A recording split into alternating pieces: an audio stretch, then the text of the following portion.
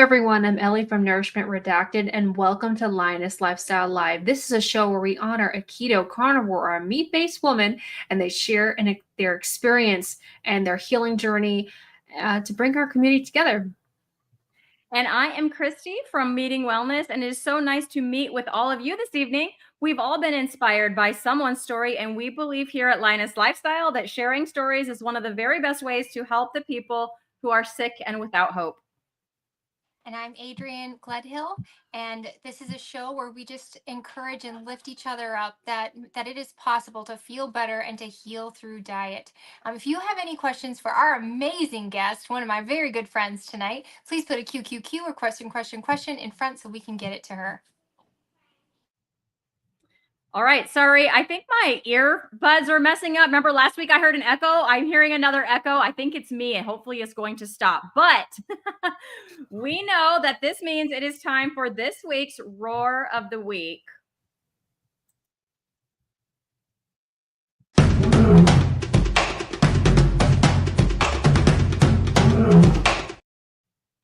Okay, and here is our Roar of the Week. It is from none other than Erin, Booby Goat. She's in the chat right now. So, hey, Erin.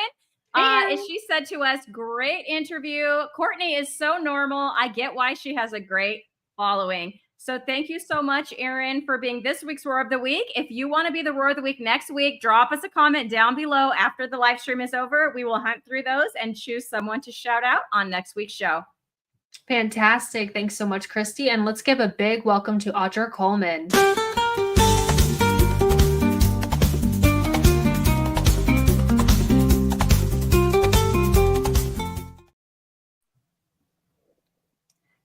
Hello, ladies. Good evening. Thank y'all for having me on your show. Absolutely. We're all so excited to get to know you this evening. Could you please share who you are, your health journey, and why you eat a carnivore diet? Well, so my name is Audra Coleman, born and raised in North Carolina pretty much all my life. Still live in North Carolina.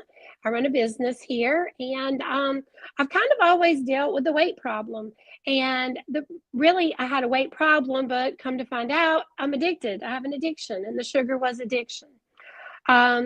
Short story, I've done every diet known to man. You name it, I've done it, including weight loss surgery. I had weight loss surgery, which should have been in the hospital 2 days. I was in there 8 weeks. I developed 2 leaks. It was a nightmare. I lost weight. I did good. Thank goodness I don't have any trouble from the weight loss surgery today. That was 11 years ago. I had to think, 11 years ago. And I did have the sleeve. But anyway, after the surgery and I got back to normal life, I found my way back to sugar. So the weight that I had lost and the journey that I was on, they said, oh, you'll never gain the weight back. Have this surgery, you'll never be able to gain the weight back. That's not true. So my weight started to creep up again. And I kept it pretty manageable for a while. And then I had an eye problem that put me on some steroids.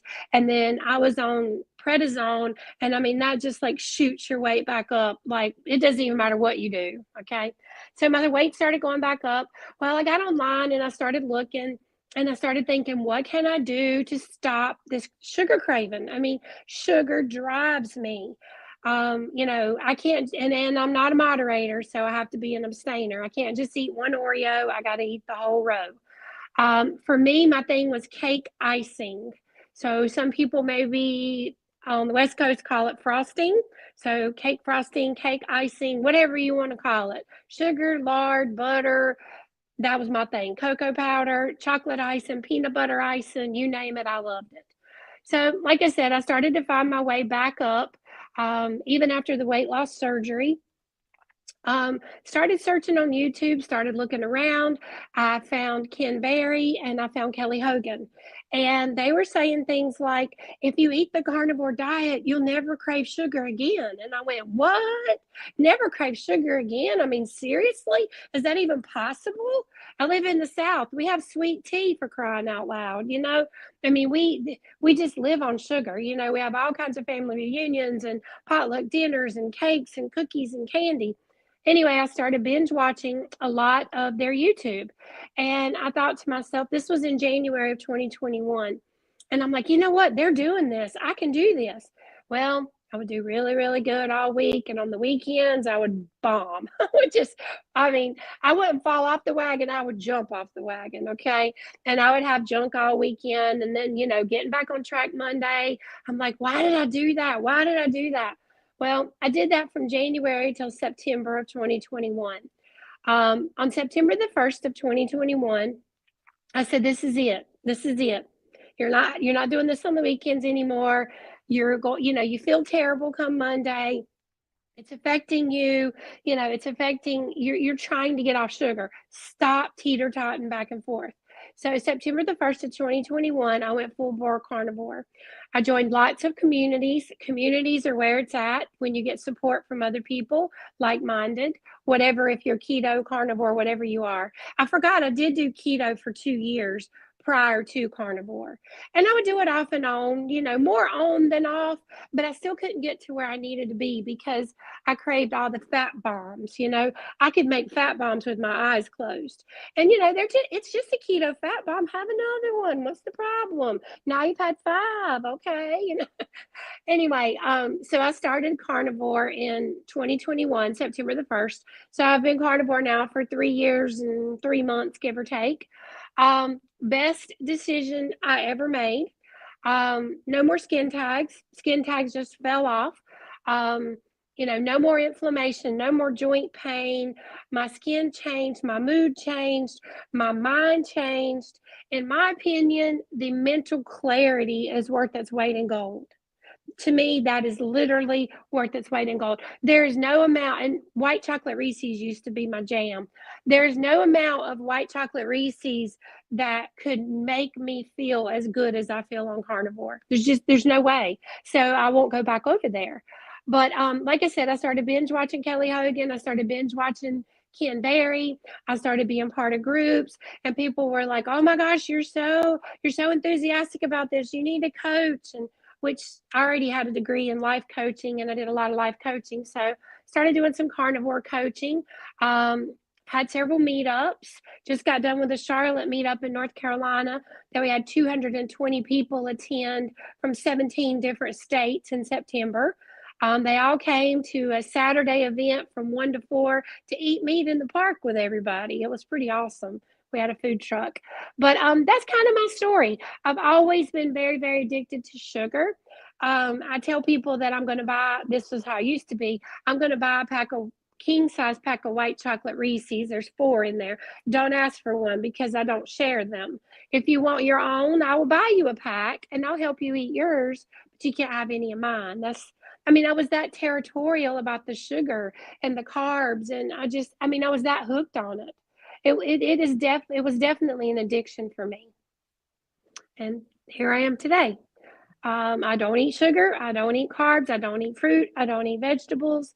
I would say I'm 99% carnivore. I may have some wings out somewhere that are fried. And they may be fried in a seed oil. I may have that once in a while, but for the most part, I am 99% carnivore all the time. That's awesome. You can tell by the part of your story where you spent 10 months falling off the wagon every weekend, to go back to that sugar, even though you didn't want to. I think that's kind of speaks to the addiction piece that you were talking about. I am like you, 1 Oreo, 2 Oreos. Oh, no. It was at least a sleeve and a half of Oreos before I was, done with the Oreos I would eat them till I was literally sick. And then it was, in your mind, you're like, I never want another Oreo, but then 24 hours later, where are you? Oh, back for the next sleeve in the package. Right. We have a local bakery. I would stop and get little cups of icing, whatever the icing was of the day, in like a little bathroom Dixie cup with a spoon. And I would eat it. And then I would eat it till I was nauseous. And then I'd be like, oh my gosh, I'm never eating this again. And then 2 hours later, I was eating some more of it till I was nauseous. Oh, I feel terrible. Why'd I eat it? Never eating this again, at least till this goes away. 2 hours later, I'm back in it till the cup is empty. Yeah. Yeah. People would say to me, like, do you want a little cake with your frosting? Like I was that person. Right. Me too. Me too. Bruce is talking about the salty snacks. His thing was a whole bag of potato chips. That was my vice. I could do either way. Right. And I would love a good, like, bowl of popcorn with the sweet stuff so that I could switch back and forth and eat more. So my question for you, this wasn't the question I was going to ask, but I'm going to ask it now because of Bruce's comment here. Did you also have a thing for salty snacks like that as well? Or was it mostly just the sweets for you? I would take Lay's potato chips and lay them out on wax paper and drizzle chocolate over them. Not the entire thing, but like we would have a Christmas party and that was a snack I would serve. And people loved it. They thought I bought them that way, but I made them that way. But yeah, sometimes it was the salty thing. My thing was Doritos and the classic Lay's potato chips. And I would eat something sweet and then I would eat something salty. Then that make me want a sweet, then that make me want a salty. So yeah, definitely. So now that you're not having the sweets or the chips, do you have any go-to snacks that people might like? Oh, girl.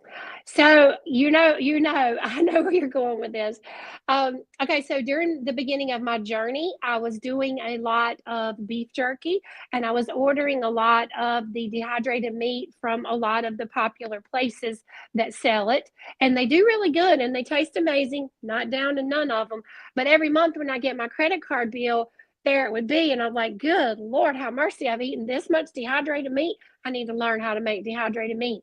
So I started making dehydrated meat. What I do is I go to my local butcher and I have them to slice brisket for me. Believe it or not, it's about $4.50, $5 a pound here in North Carolina. You can get it sliced really thin. I bring it home. I put it in the dehydrator. So you got all the fat over here and then the meat here. It's a good mix. Sprinkle a little bit of Redmond's powdered salt on it, dehydrated at 160 degrees for 12 hours. If you visit my YouTube channel, I have videos on how to dehydrate meat. I have links to the slicer I use as well as the dehydrators. When I tell you it's amazing, just ask Adrian. I do hamburger. I'll take hamburger and I will put it in a square container and then make the frozen hamburger square, slice it really, really thin, and then put it in the dehydrator. It is so amazing. It's almost like, how you get those chips during a certain time of the year and they're like a nacho chip, I guess, and they have red ones and brown ones and white ones and they're all in the bag and they look decorative. Well, hamburger chips literally taste like those. They are so good to snack on. Then there's the world famous pork loin. I do pork loin. So I go to the grocery store, I buy pork loin, I bring it home, I cut it up, I put it in square boxes, freeze it square because it's easier to cut it when it's square. I have a manual frozen meat slicer. That's a mouthful. And what I do is I slice it on that. It's almost like a paper cutter. Looks like a manual paper cutter, but it's for frozen meat. I slice the pork loin on there, and then I put it in the dehydrator, sprinkle a little bit of the Redmond's powdered salt on it, 160 degrees for 12 hours. It literally tastes like Lay's potato chips. Does it not, Adrian? That's fantastic. That sounds delicious. Nia wanted to ask you a couple questions more specifically about the process of it. Say that again about getting the brisket sliced in store. Do you buy a whole one and then they slice it, or do you have it in the case? Okay, so I have a local small butcher here. I don't know where if other people have butchers, but I just go in and say to them, look, I'm carnivore. Well, they know now, but I'm carnivore and I would like to get either brisket or ribeye or New York strip, whatever you want to get. I find that brisket works, it works as good as New York strip and it's half the price. I used to only buy straight ribeye, which was $12 to $14 a pound. And we would go through 10 pounds a week of that here. But the brisket, I just go in and say, hey, this is what I say. I say, I want 6 packs of thinly sliced brisket, and I want each pack to be approximately 2.5 pounds. And the reason for that is depending on how thin or how thick they slice it, I can either put 3 or 4 packs in my dehydrator. That way, if I put 3 in there and I got 4, then I can put those in the refrigerator, dehydrate those for 12 hours, and then take them out and then put the other ones in. That just seems to work good for me, 2.5 pounds per pack. And most butchers, like I said, I don't know, but There's 3 different butchers here where I live, and all 3 of them are willing to do that for me regularly, and they don't charge me extra for it. Now, if you're someplace where you don't have a butcher, a lot of people have told me they've gone to Costco, and Costco has a thinly sliced New York strip. Now, I've never tried it, but everybody says that it's really good if you don't have a butcher to cut the meat for you. But all the pork I cut myself. The pork loin, they can't do it because it has to be frozen. But then the brisket is not frozen when they cut it.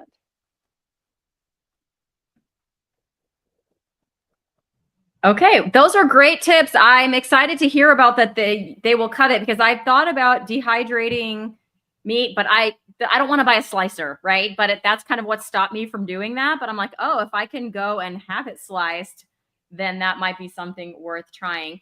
I heard you say we go through 10 pounds of that a week. When you say we, are there other people in your house that eat carnivore like you, or are they just into the dehydrated meat like you, or is it you eating 10 pounds of dehydrated brisket or ribeye in a week? No, it's just people that I know. Some of my office staff will eat some of the dehydrated meat from time to time if they come in and they're like, "Hey, you got any dehydrated meat?" You know, I got dehydrated meat. I travel with dehydrated meat. I'll be on the plane opening up my bag, my gallon size of dehydrated meat. You know, "Can I have a seltzer water, please? Would you like any snacks?" "No, thank you. I have my ribeye or I have my brisket." You know, people look at you real strange on the airplane when you whip out a piece of brisket that's like yay big, you know, and you just like lay it out, and people are like, "What is she doing?" I'm eating my brisket. But anyway, but yeah, I mean, I have people who come by, people who ask for it sometimes. I have friends who eat it. Some of my staff eat it, but no one else in my household is carnivore. I've personally eaten a ton of her meat. If you run into her at a meetup, you know she's got it in her purse. It's great. Hey, at least they're not looking at you as funny as they look at me when I crack open my sardines. Yeah, I You can't do that on a plane. Oh my Lord, I can only imagine.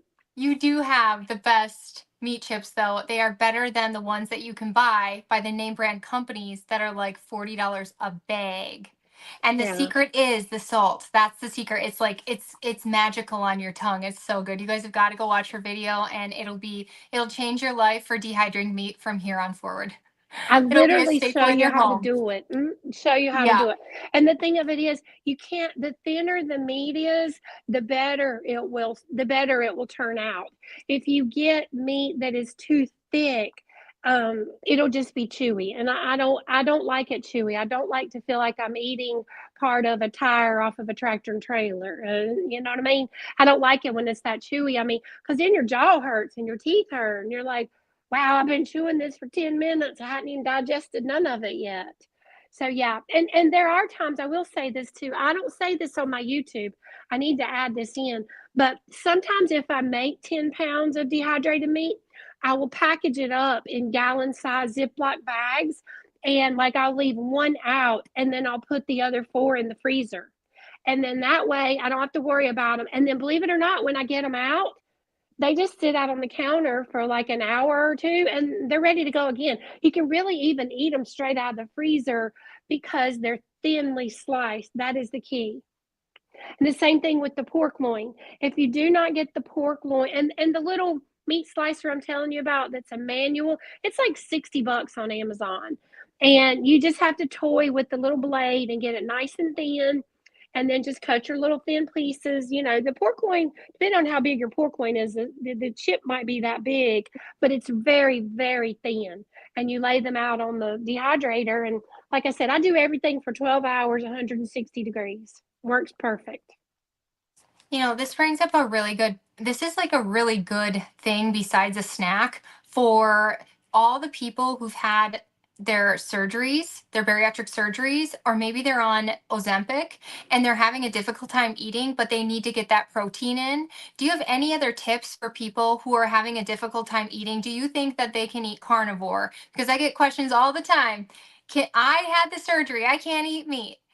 Was it hard for you at first? Has it gotten easier? Do you think this is doable for people with surgery? I think it is doable. Like I said early on, though, now I was supposed to be in the hospital 2 weeks. I was in there 8 weeks. I was on NPO, I was NPO for 21 weeks, which stands for nothing by mouth. I was on TPN, which was total parental nutrition. They had a PICC line in my arm, and they were giving me 1,600 calories of pure sugar a day, basically. Knock on wood, like I said, I do not have any problems now, but you can eat more dehydrated meat than you can. Okay, so if you have 2 pounds of raw meat, after you dehydrate it, it's approximately half of that. So it's approximately a pound if you weigh it. However, from everybody I've talked to, and you eat, let's just say you eat the 2 pounds, it's only 1 pound after dehydration, but you need to count it as its raw weight. So if you ate 6 ounces of it dehydrated, that would be 3 ounces. If you ate 6 of it, that'd be 12 ounces of it raw.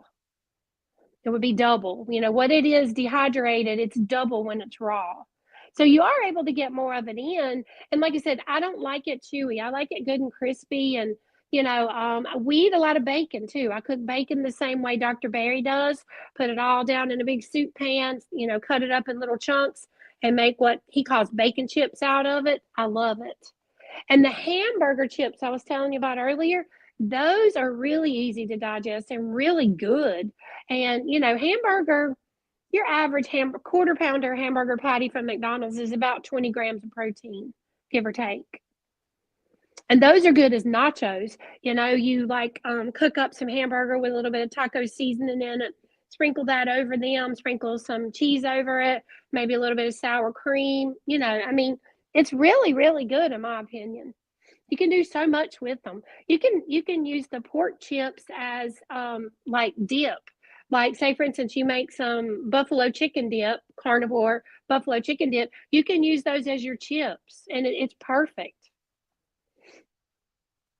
Fantastic. I've never made any kind of dehydrated meat before, so I'll definitely have to check out your video. But I'm curious, what is a typical day of eating for you? Well, it depends because, like I said, I did have weight loss surgery, but even prior to weight loss surgery, I've never been a volume eater. So depending on what I'm doing, a lot of times I do some type of intermittent fasting. So a typical day for me would be normally I don't eat till about lunchtime, and I may have 3 hamburger patties. It just depends, 2 or 3, depending on how hungry I am, but I try to have at least 2 or 3. I might have 1 piece of cheese with the 2 or 3 of them. And then in the evening, I may have, well, I'll say evening, maybe 3 or 4 o'clock in the afternoon, I may have some shrimp. I may have some steak. I try to cut off eating between 4 and 5 every day because I find that checking my blood sugar in the mornings, if I don't cut off eating, because I used to be a nighttime snacker, okay? I wanted the cereal at night, the cereal in the milk, the Pop-Tarts, the Oreos in the milk. So that's more of a habit than it is anything else. So when I started Carnivore, I would do bacon chips at night, or I would do the brisket at night, or I would do, the pork loin at night because you think you need a snack before you go to bed, but you really don't. So I've had to retrain myself. In the beginning, I just ate whatever I wanted to Carnivore. I just ate until I was satiated and satisfied. Now I kind of tweak it. Adrian knows she and I have fasted together. There's times I'll do a 24, 48-hour fast, sometimes a 72, sometimes a 96, sometimes 102. It just kind of depends. But for me, I'm always changing it up depending on what I'm doing. If I'm traveling, usually I fast. If I don't fast when I'm traveling, then of course I whip out the brisket or the ribeye on the plane. Sometimes I do sardines. Just kind of varies. I do more intuitive eating than I do anything else. But once in a while, I'll kind of in my mind keep up with how many grams of protein I've had. I try to keep it at 80 to 120, give or take. Some days 120, some days 80, some days 100. So it just kind of varies. I keep boiled eggs a lot too. Oh yeah, I do boiled eggs when I go to work as a teacher because it's just the easiest thing, and I can just make them and keep them. We have a little mini fridge and just keep them, a couple a day for the week. It's just really easy. You talked about checking your blood sugar. Do you do that because you had I don't know, pre-diabetes or diabetes before, or did you get into checking your blood sugar when you went keto and carnivore just because I of did. like, okay. So Yeah, can you tell us a little bit more about that? In the You check beginning, ketones too?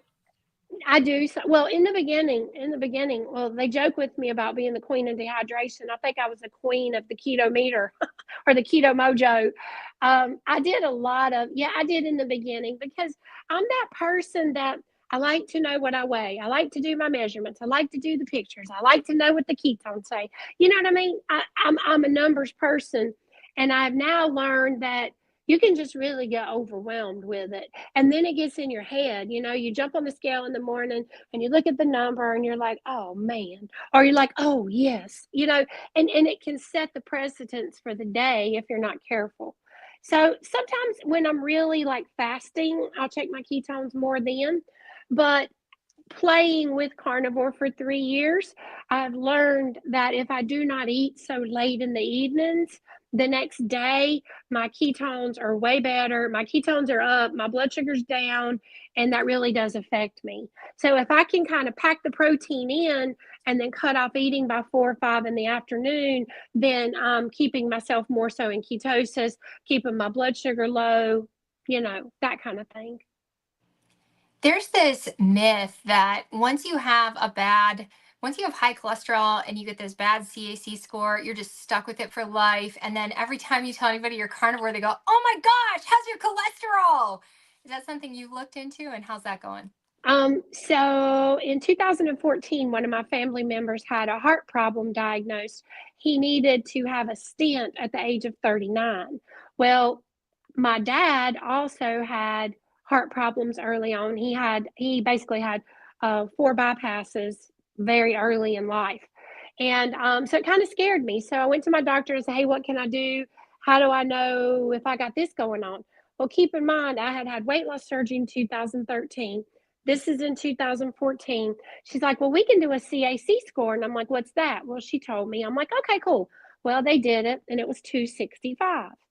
And they said, you really should think about going on a statin. And I'm like, nah, I'm good. Of course, I knew nothing about carnivore then, but I said, I'm good for now. They're like, okay. Well, this year, the end of last year, when the CAC score becomes such a big explosion in the carnivore world, I went to have my yearly physical, and I was like, hey, what did we do years ago? What kind of test was that? So she looked back and she said it was a CAC score. And I said, great, I want to have another one. She's like, okay. So they ordered it for me, scheduled it. Guess what my CAC score was this year? It was a 16. Yeah, it went from it was either 265 or 268 to 16. Yeah. So, does that mean everybody can get theirs down? I don't know. I've never been on a statin. I've never been diabetic, even though my A1C was kind of getting high. And, they're like, hey, if you don't slow this roll down, you're about to be diabetic or pre-diabetic. But I've never taken insulin, anything like that. But yeah, that's my little CAC story. Well, that's fantastic.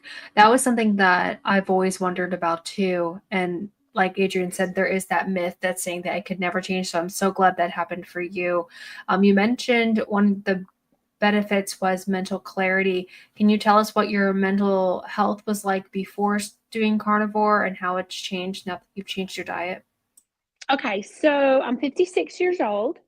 And I did not realize how bad of brain fog, brain cobwebs, you're like in your 20s, and then you're in your 30s, and then you're in your 40s, then you're in your 50s, and you're like, what happened to my brain? Why doesn't it work the way that it used to work? Why can't I multitask? Why can't I think of a name? Why can't I think of this? Why can't I think of that? Well, I had heard everybody say when you go carnivore, it totally changes your brain. Like your brain fog goes away. And I'm like, I don't have brain fog. There's nothing wrong with my brain. It works just fine.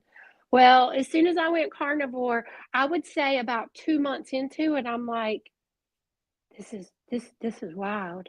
I literally feel like I'm mentally in my 30s. I'm mentally in my 20s. And I have energy through the roof. I am in case you couldn't tell. I'm a pretty high energy person. And I mean, I'm very, very, I don't know, I'm just very dedicated, and I get really excited about the carnivore world and the carnivore community, and I love this journey. But like, I'm even more energetic since I became carnivore. And like, I have to find something to do because I can't just sit around. I get bored. But the mental clarity, in my opinion, people, that's one of the first things you hear people say is, oh my gosh, my mind works different now that I'm carnivore. And you can tell people that all day long. You can tell them till you're blue in the face, but until you experience it, that's when you really know.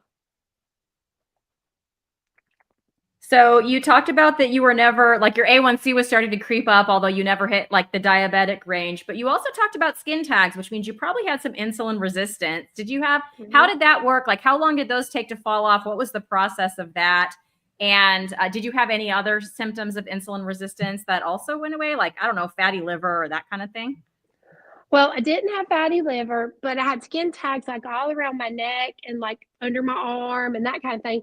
And I would go get a facial every once in a while, and I would tell my person there, I'm like, get these skin tags off. So she'd pull them out with a little scissor, clip them off, and she's like, it's because you wear a necklace. Well, I quit wearing necklaces for a while and they didn't go away.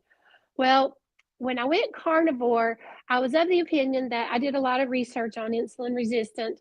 And because I have small arms, small legs, my weight, I carried the majority of my weight in my core, in my belly, hips, that kind of thing. So I'm sure I was insulin resistant. And early on, when I started doing a lot of the Keto Mojo meter, then I would see what my blood sugar was. I mean, it was never like crazy, like 300 or something, but it was enough that, like, I had the Dawn syndrome. I do know I had that. And then the longer I've been carnivore, that's gone away. And I feel like the insulin resistance has dropped. Now, I don't know if it's gone away, but like, all my blood work's better than it's ever been. But the skin tags, like, all of a sudden one day you're just like, where'd they go? And they fall off and you don't even know it.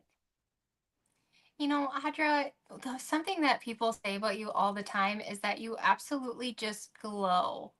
And I know you've helped me glow by just giving me a few tips on things and also being my friend, and you're encouraging. You are like the epitome of why this community is so amazing. I'm wondering, though, if you have any secrets on how we can all glow like you. Like, is this beef tallow, or is there like a toxic product we should be using, or what's going on there? Well, let me see. I got my light on. Maybe that helps. My ring light. No, I do use Serena's tallow. I was going to say Serena's tallow, all in one word. I do use Serena's tallow at night, and I do find that I don't know, that just seems to work for me. That seems to be the key. I lather it all up every night, go to bed, and wake up the next morning, and there it is. I saw a lady the other day at the place I get my nails done, and she said to me, Audra, what are you doing? I said, what do you mean? I didn't know what she was talking about at first. And she said, every time I see you, you look 10 years younger. And I'm like, what? I'm like, no, I don't. Yeah, you do. Yeah, you do. She's like, what are you doing? I'm like, well, I'm carnivore. You follow my Facebook. I'm carnivore. And she's like, what exactly does that mean? And I said, that means I eat meat, and I don't eat fruit, and I don't eat vegetables, and I don't eat sugar, and I don't eat carbs. She's like, do you drink wine? I'm like, no. She's like, okay, we're done talking. I'm like, okay. But she's like, seriously, every time I see you, she's like, every time I see you, you look younger. And I'm like, it's the carnivore lifestyle. I mean, it's I don't know. Everybody says we get that carnivore glow about us. I don't know. I don't have any secret to share. I'm sorry, but I do use Serena's tallow every day, every night. Well, that's great. That is so funny how you can give someone all the information they might need to change their life, but they have to be the ones to actually, pull the trigger and to get things started. What you mentioned that you found Dr. Berry and Kelly Hogan, was it just about the sugar cravings, like what they had said that you'll never crave sugar again, or was there anything else that just like piqued your interest to make you go further, to think further? Well, Kelly and I both live here in North Carolina. We're really good friends. I've been to her house and spent the night for a few nights, and she and I are really good friends. At first, when I started listening to Kelly Hogan, I was like, what? I mean, she's been carnivore almost 15 years. And I'm like, she's been carnivore. She's only been eating meat for 12 years. Are you kidding me? Like, how does this work? How does this work? I'm typing, I'm searching YouTube. I'm reading about this, I'm reading about that, I'm hearing Dr. Barry. And at the time, honestly, I was so tired of yo-yo dieting, and I didn't understand why I couldn't find the golden pass to keep the weight off. Like Adrian talks about, you do this, you do that, you do this, you do that, you're consistent, but you still can't seem to find your niche. And for me, my niche was giving up the sugar. I've lost about 85 pounds. A few times. A few times. I did lose weight when I had the weight loss surgery, like I said, and then I gained some weight back, lost some weight prior to the weight loss. I mean, it was take steroids for allergies and asthma. You're up 20, 30 pounds. Then you struggle to get it back down. Then you need some steroids again. Here you go again. You struggle to get it back down. And I was looking for a cure all.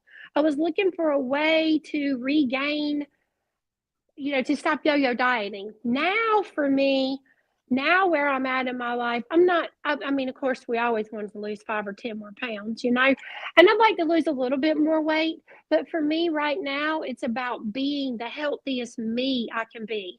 Now that I see that I've lost the weight and I see how I feel, I see how my clothes fit, I see how I look, I see the energy I have, I hear the compliments from people that are so kind. That in itself now keeps me going. That makes me feel good. Short story. I went to see a specialty doctor of mine recently. He's an eye doctor, and he's a specialist. And he always wants to see me, the last patient of the day. This is what he said to me: Audra, when you come in here, you are a wealth of information to me. He said, you bring me things that I can pass on to my patients. He said, you have no idea how many people's lives you touch. And I'm like, what? And he's like, I had something called inflammation of the optic nerve. So I actually suffered nerve damage in my eyes. And he point blank told me, he said, Audra, he said, I see hundreds of patients in my practice. He said, I see hundreds of patients who have what you had. He said, you were the only, let me repeat, the only patient of mine whose vision has gotten better with what you have, and it is nerve damage. So there's no surgery, there's no medication, there's no glasses that really fix it. It's nerve damage. And he said, your vision has improved. He said, I cannot say that about any other patient. He said, and I have about 8,000 patients in my system. And he was like, you have no clue how many people you inspire. He's like, he said, I attribute every bit of it to your carnivore lifestyle. He said, if it hadn't been for you, I would have never learned about fasting. I would have never learned about keto. He's like, but you come in here and you talk to me. He's like, and it's encouraging, it's inspiring. And I'm like, well, you have no idea how much you just encouraged me. I mean, it's good to know that there's a reason I do this. And that's one of those reasons. That is fantastic. What a very receptive doctor, right? That's willing to listen. My doctor was the opposite of that, as a lot of the viewers know. So does he then recommend those things to his other patients? Is that what he's trying to say? Like, he will recommend, like, look at Audra and then try fasting, try eating meat, like that kind of thing? He tells them, consider a keto diet. Because, some people, you say, go carnivore, they're just like, you might as well say cut your foot off, you know what I mean? Mm-hmm. But he'll say, try to reduce your carbs, try to get in a keto type diet, try to get in low carb, work your way over to a ketovore lifestyle, and then possibly a carnivore. But he says he tells his patients so many of the things that I bring in. I'm kind of in a maintenance thing with him now where I only see him once a year. And he's like, I need you to come in like every 6 months. We just need to sit down and talk. And I'm like, dude, call me up. I'll just charge you an office visit. It's all good. We joke, but he's very, very receptive. Matter of fact, it's completely changed him and his wife's lives and their children too. And he's not full-blown carnivore, but he's more ketovore. And he does do some fasting, intermittent fasting regular. Matter of fact, he's lost 50 pounds, and he says it's because I told him about it. Okay. Do I have sound? Can you guys hear me? Yeah. Okay, good. People will say that this is not sustainable, but you've been doing this for over 3 years. How do you keep it sustainable? Are you sick of this, or are you loving it? How come you don't go back to those other foods other than the addiction?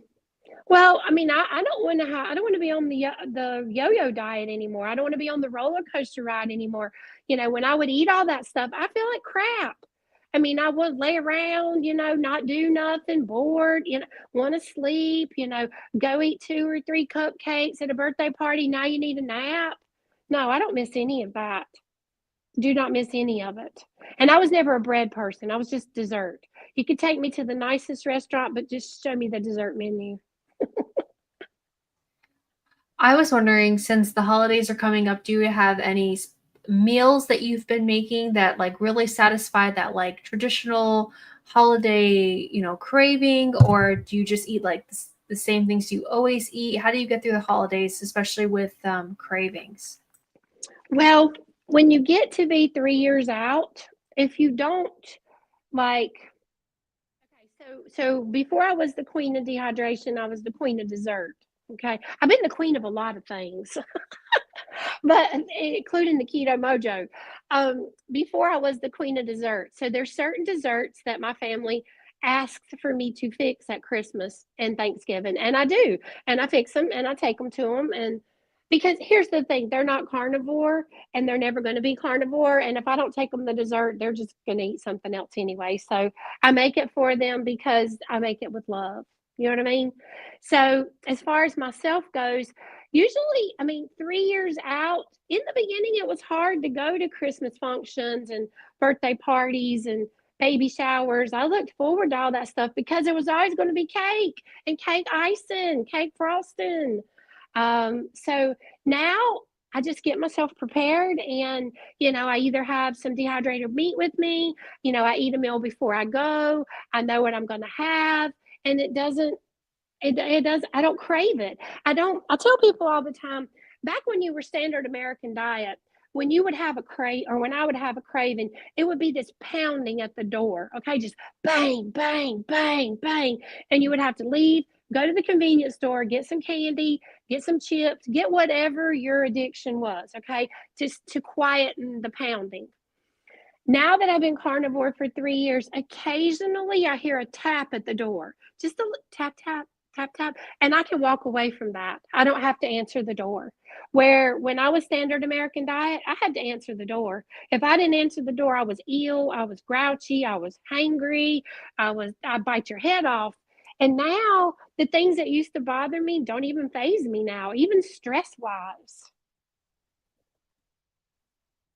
Does that answer your question? Yeah, I'm sorry. absolutely. That was a great answer. I was like typing stuff and thinking about what I was talking about. Sorry, it's my turn to talk.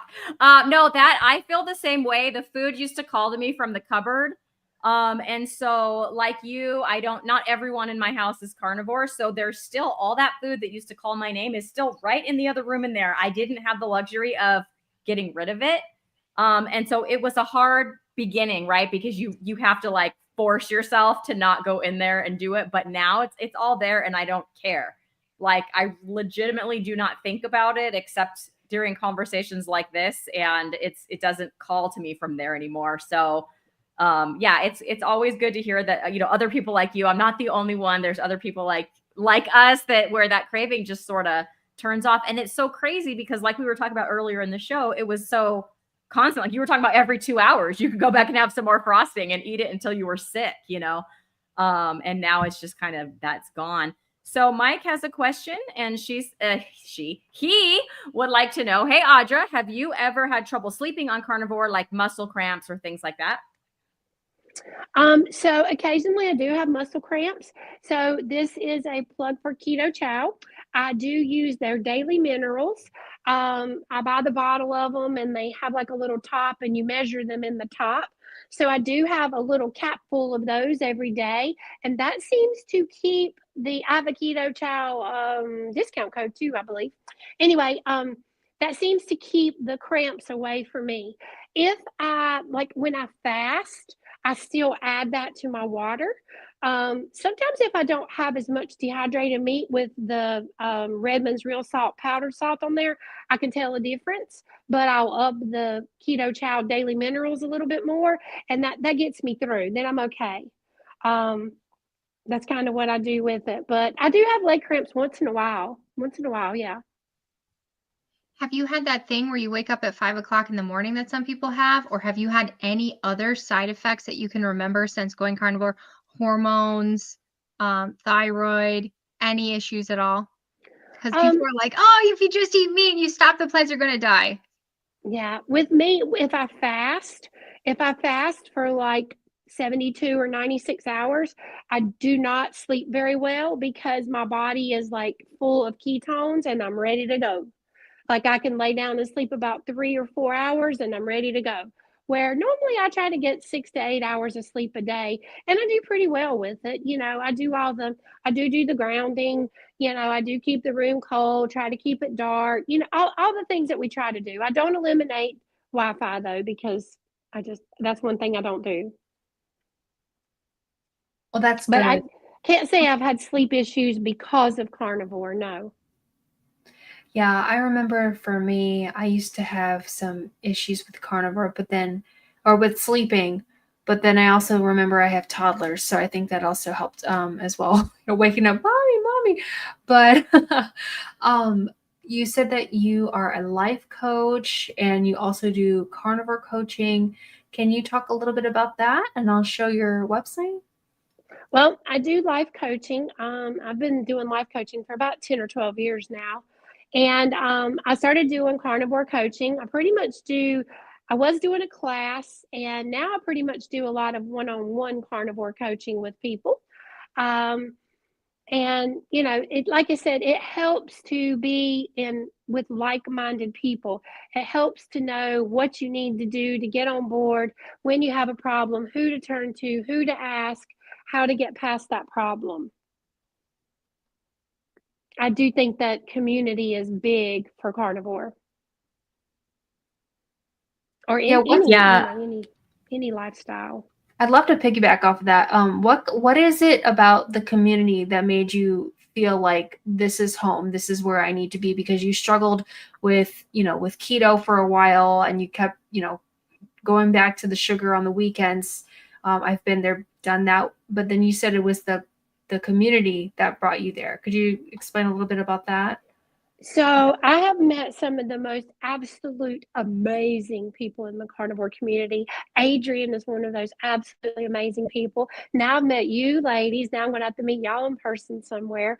But I've met so many friends. I have so many friends. I mean, I don't want to name a bunch of them because I don't want to leave nobody out. But I mean, I've gone to Florida and stayed at a lady's, Cindy's house, while we never even met. And she had me and another girl come stay at her house for 4 days. We just knew each other from carnivore. And I mean, you run into the most amazing people, and it's so amazing to talk to them and see that they have like-minded goals. I mean, Adrian and I have been to several conferences together. We've hung out, we've seen each other. I've done meetups. Like I said, when I first started 3 years ago, people didn't know what carnivore was. I can't imagine Kelly starting 15 years ago, but people didn't know what it was 3 years ago. And now people are like, oh yeah, I've heard about that. You eat meat. Yeah, that's right. Well, can you tell me about it? Well, yeah. Are you really interested? Because if you're not, then I just eat meat. But if you're interested, I'll go into detail, but it's a way of life, just like people who are on Weight Watchers. They go to Weight Watchers meetings, they attend that. Some people it works for, some people it don't. That's how I feel about it. I feel like community is very important with it. And like I have a whole group of people that are my carnivore people. I ride motorcycles, I ride a Harley. I have a whole group of people that are Harley friends. It's just like any other type of community that you would participate in. Yeah, the carnivore community has been awesome. I think you were at Hack Your Health in May. I think I remember seeing you, and I just never got to come up and introduce myself. So if you're going to go to the next Hack Your Health in Florida, I plan to be there. And if I I already see have your a lovely ticket. red hair, I will run right on over and say hello. Thank you. Adrian, we have a question for you from David. He said he saw your video on Ozempic. Have you experienced any side effects, or has it been pretty uneventful? Good video. I hope it provides the help you need. So I've been trying to stay low, and when you do that, you can mitigate side effects. My side effect has been when I first started, there was that, that 2 o'clock fatigue where you're like, it's 2 o'clock and you're like, I need a nap. But you can kind of shake it off if you wait a little bit. It's like that, but that goes away. And then I think that was my biggest one. I had a little bit of depression, but that was at the same time as fasting. So I think I was just losing weight too fast, flushing too much into my bloodstream. And I don't know, it's just been a really great tool to the toolbox. I think I have family members who've lost a lot of muscle, and they used to be plant-based, and they've come back and said, Adrian, I think we should couple carnivore with GLP. And I'm like, yes. So people might not learn the lesson right away, but it seems like it's clicking in some people's brains that this is a good ticket. And I'm really excited about our community to show that this can be done in a healthy way if you add all the tools together. Yeah. Audra, I'm wondering if you have any big events coming up. Are you doing another meetup? Do you plan on going? Are you going to Meatstock? Are you going to Hack Your Health? Where can we see Audra? Okay, so I will be at Beatstock. That's going to be in May, and that's going to be in Pigeon Forge, Gatlinburg, Tennessee area. I'm a speaker there, so I'll be there for that, or a guest, whatever you want to call it. There's a bunch of us going to be there for that. I will be at Hack Your Health, which is in Tampa, Florida this year. That's in November, so I will be there. A friend of mine, Anna, recently put a post up on the World Carnivore Tribe and said, is anybody interested in co-hosting a meetup in Charlotte, North Carolina? And I said, pick me, pick me, pick me. So we have become wonderful friends. That's the one we had the meetup in Charlotte in September that we had like 220 people attend. We had swag bags, y'all. We had 14 items in the swag bags. 25 companies participated in this and gave away door prizes, all kinds of stuff. I was overwhelmed at the outpour of people willing to participate in this and give things to it. Dr. Kiltz was there. Kelly Hogan was there. Linda the Carnitarian was there. Serena was there. It was amazing. I mean, it was really, really awesome. Anyway, so we're planning to have another meetup. It'll probably be this summer. Not sure. Everybody wants us to have it in the same venue that we had because it's a huge park with a picnic shelter area. We can accommodate 200 people, big lake, a walking park. So we may do it again there this year, but we'll be blasting it all over social media if we do, for sure. Oh, that's so great. I really think that community is one of the best things that you can join or be a part of any kind of group, because I mean, Lioness Lifestyle kind of became my, even though I helped make it, it kind of made my, my journey with carnivore and keto so much easier. Do you ever feel like because you have this great community that you're not as isolated from the real world, like you're the person who did your nails and they're like confused with how you're living today? No, I mean, like I said, I still do everything that I normally do, still go, motorcycle rides, meetups, vacation, travel, I love going to meetups. That's like my absolute favorite thing. I've been to like 16 meetups in 3 years. Yeah. So, but no, I don't think it changes me that much. Wow. So carnivores can be real people is what you're saying. Like it's not that dramatic of a change. And all of a sudden you become healthier and you can still keep doing the things you're doing and you're not going to be a social outcast. That's good. A lot of people don't think that. I met a guy recently on the way to the motorcycle rally in Myrtle Beach in the convenience store. And he was standing there and he said to me, ma'am, are you riding that motorcycle out there? And I said, yes, sir, I am. Those are ours. He said, are you going to the rally? I said, yes, sir. He said, I wish I could still ride my motorcycle, but I can't ride my motorcycle anymore because my diabetes is so bad and my vision is so bad. And he's standing there with a honey bun and a Mountain Dew. And I said, well, sir, I said, please don't think what I'm about to say is rude. I said, but that Mountain Dew and honey bun you're about to eat is not going to help your diabetes. And I said, I used to be addicted to sugar too. And he said, really? What did you do? I said, I'm not anymore. What did you do? I said, well, I'm carnivore. He pulls me off to the side. We have a 30-minute conversation about this. I give this gentleman my cell phone number. He texts me like in 2 days and he's like, I need to know more about this. He started carnivore, y'all, and he's been carnivore since the first week of October, and he's lost like 30 some pounds. And I met the man in a convenience store. I mean, you know, anybody that's interested in it, I'll talk to you about it. I'll tell you about it. But, you know, if you just want to know a little bit and you're not really going to do anything with it, I'll give you the basics. But, you know, believe it or not, I've had more men go carnivore than women by watching me do carnivore, believe it or not. That's awesome. That's very inspirational. I have one more question that I've been curious about almost the whole show. And I'm going to ask it before we spin our meaty wheel. So you talked about, you know, just totally kicking sugar out of your life. Does that include sweet taste? Because some carnivores get rid of sweet tastes altogether and some don't. Have you gotten rid of all sweet taste, or can you do something like a sweetened electrolyte or something? So in the beginning, I had to eliminate it. I had to completely, you know, crickets, eliminate it. Now I can have some stevia. I do have LMNT. I do have their flavored electrolytes. And because of this girl named Adrian, I'm hooked on Coco Loco, okay? I'm hooked on the Coco Loco electrolyte. But yeah, I do have electrolytes with stevia in them and stuff, and it does not make me crave other things. I mean, I can have it or not have it, or, you know, I don't say I gotta have it or I'm going to, you know, go into a hangry mode. That doesn't happen. But I do have some here and there, and I do some stevia in my coffee too. That's awesome that you've been able to kind of bring those things back in and it doesn't trigger you now that you've sort of been carnivore long enough. That's great that that's changed that for you. Well, I'm going to bring up our meaty wheel. We have a wheel that we like to spin around here, and we spin it for you, Audra, and then you get a question. So let's see what our wheel has for you.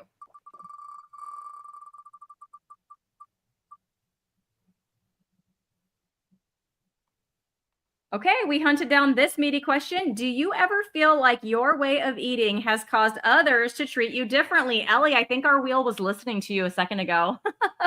But what do you think, Audra? Do others treat you differently because you're a carnivore? As an overall, I would say no.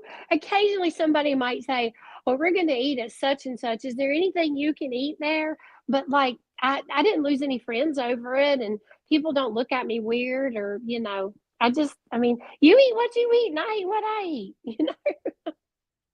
That's great. All right. Is it time for our roar? Is everybody ready? Me. This has been so great. Thank you so much for coming on, Audra. It made my night to see you were coming up. I absolutely adore you. You're part of the reason that this community is so wonderful. So we really appreciate you coming on tonight. But all right, so everybody get your roars ready. You put them in the chat and we will pop them up there. Ready? 3, 2, 1. Roar!